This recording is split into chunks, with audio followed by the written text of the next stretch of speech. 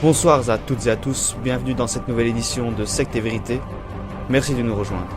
Un leader, un mouvement sectaire ou pas, c'est ce que nous essaierons de déterminer ce soir.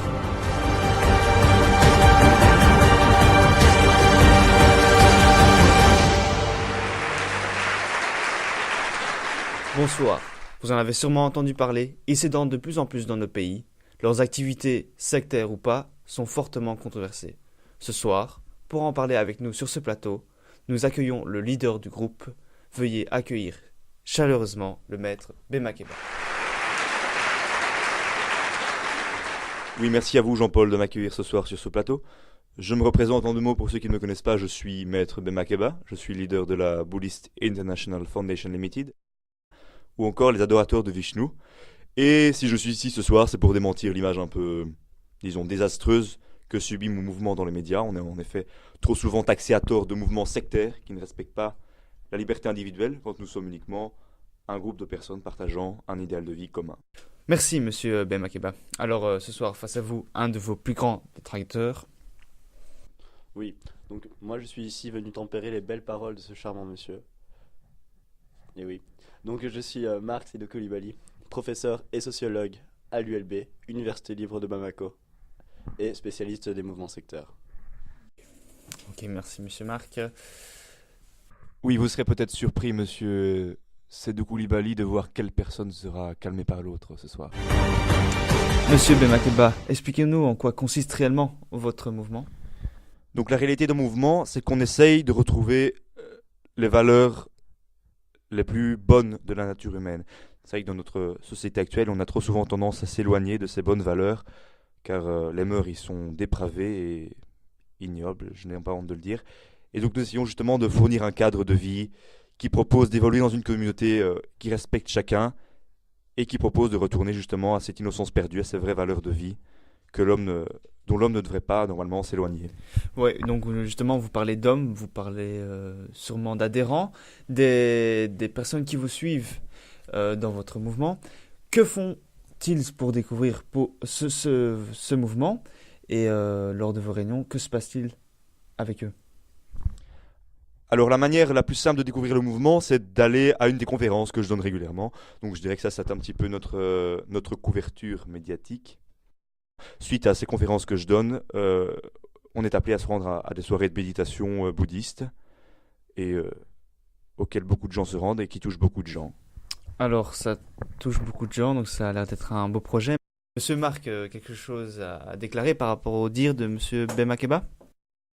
Monsieur Bemakeba, j'aimerais bien répondre à vos dires en rebondissant sur votre délire bouddhiste que je trouve assez faux. Effectivement, je pense que c'est un mouvement sectaire.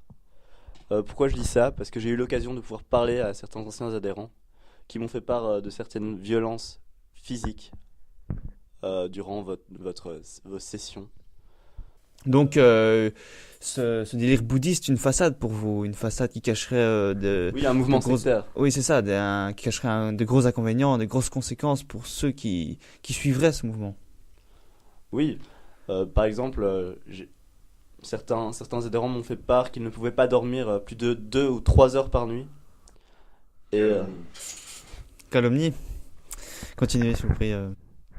mais il y a aussi le fait qu'ils ne peuvent pas manger à leur faim, car effectivement vous leur privez d'une certaine liberté physique.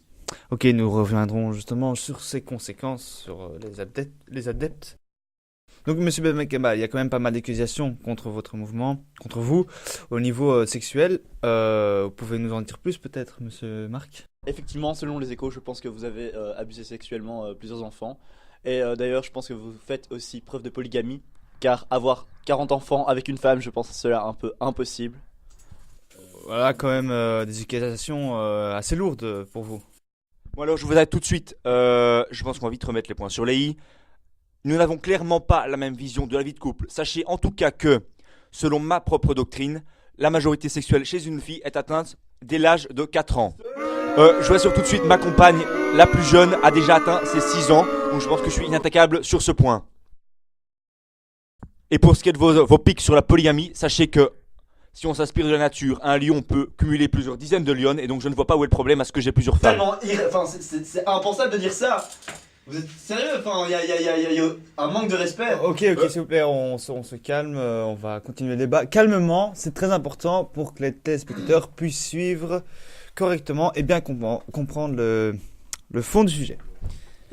Donc, parlons justement de la liberté des adeptes dans ce genre de mouvement. Est-ce possible de réellement sortir de votre mouvement et facilement? Écoutez, c'est vrai qu'on vient de me reprocher un bon nombre de choses. Il y a quand même un point sur lequel je tiens à rester clair, c'est que mes adeptes sont libres de s'en aller s'ils le désirent. Ça me paraît évident, je n'oblige personne, personne n'est forcé de rester. La porte est ouverte.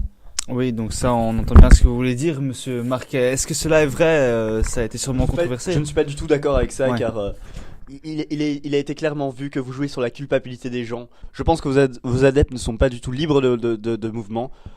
Pourquoi? Parce que simplement, on a vu que beaucoup d'adeptes avaient été psychiquement touchés par la culpabilité. Et d'ailleurs même financièrement, vous les escroquez, ce qui les rend totalement dépendants.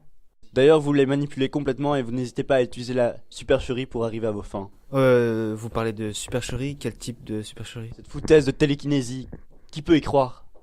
Télékinésie? Monsieur, vous pouvez nous parler de ce que c'est? Eh bien oui, il a été établi que, de par mes facultés mentales et du niveau de nirvana assez élevé que j'ai atteint, j'étais capable de plier une fourchette par la pensée, et je ne vous permets pas de remettre mes pouvoirs de chaman en doute. Ah oui. Sans vouloir vous remettre en doute, j'aimerais quand même que vous utilisiez vos pouvoirs de chaman ici en direct sur le plateau. Je vous en prie. Alors voilà, une preuve qui serait sans doute indispensable pour les téléspectateurs. Monsieur a l'air d'être assez confus. Écoutez, non, je ne peux pas me permettre de faire ça ici publiquement, ce serait m'exhiber sur l'espace médiatique, ça ne fait pas du tout partie des valeurs que je prône, donc non, je suis désolé, je vais vous refuser de faire le cirque pour vous, je ne suis pas un animal de foire. Mesdames et messieurs, je dois mettre fin à cette joute verbale. Il est maintenant temps pour le public de voter pour ou contre monsieur Kemakeba. Est-il un sage ou un dangereux gourou à la tête d'une secte manipulatrice? À vos télécommandes.